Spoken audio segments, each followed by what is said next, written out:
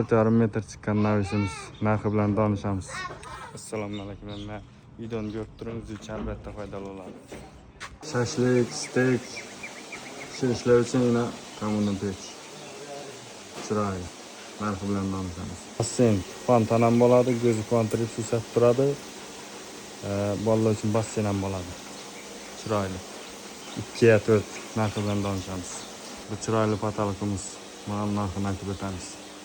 Bu navisimiz 4,5 metr chiqdi. Listlar uriladi, kraska urib chotki bo'ladi. Aeroponni mashinaga turadi. Xudo xolasa saya bo'lib turadi.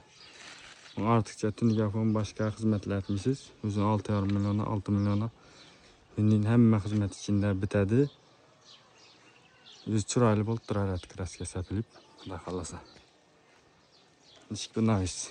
Yakkosa navisa bir like. Hop ketdik keyingisi. Bu kommunal pechimiz yine. Buna o'zi chiroyli karvishlardan qo'yilgan bellarni, o'tda ham ham ajoyib atik. Bu shu durishi 6 million tushgan buni. Ajoyib narsa ekanligi. Bu basseyn, bu Baharamli bu. Baharamli o'ziyatda bo'ladi. Bu ham chiroyli kapellar urib. Bu basseyn 4 metr, 2 metr. Balandligi, chuqurligi 1,30. Tufli pollari bor, qizadi. Chiroyli kapellarni yopishtirdilar o'zlari, betonlarni quyib, bog'dan chiqqan bu. Buni o'xshi.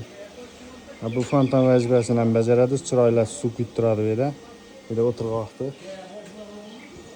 Suv sochib ham turadi, bolalar suv ochsam bo'ladi, tufli pol bor, suv qizdiradi o'zi. Hali zangilari, fontanlar qo'yiladi buna.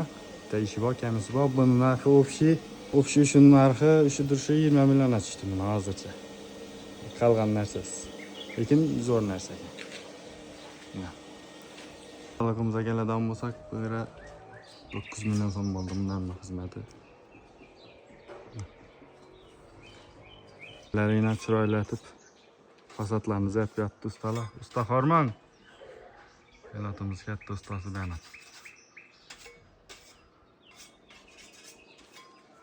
Ellerim tuniga follab oldi. Bizga keladigan bo'lsak, hech joyda shup mix yo'qmi umuman. Shunning chiroylashib yotganmiz, bellarni alfonda ishlaganmiz, shivlarni chiroylatib buraya qo'yib alfonlardan ishladik. So'ng layna bo'lishi mumkin dedilar. Bellari telarni bilan yopishtirib, xudo xolasa tuzib beradilar bellari. E'tibor uchun rahmat amma. Shu arzimas menatimizga bir like bosib qo'yasizlar. Kommentariya, chiroyli kommentariyalar. Hammaga rahmat. E'tibor uchun.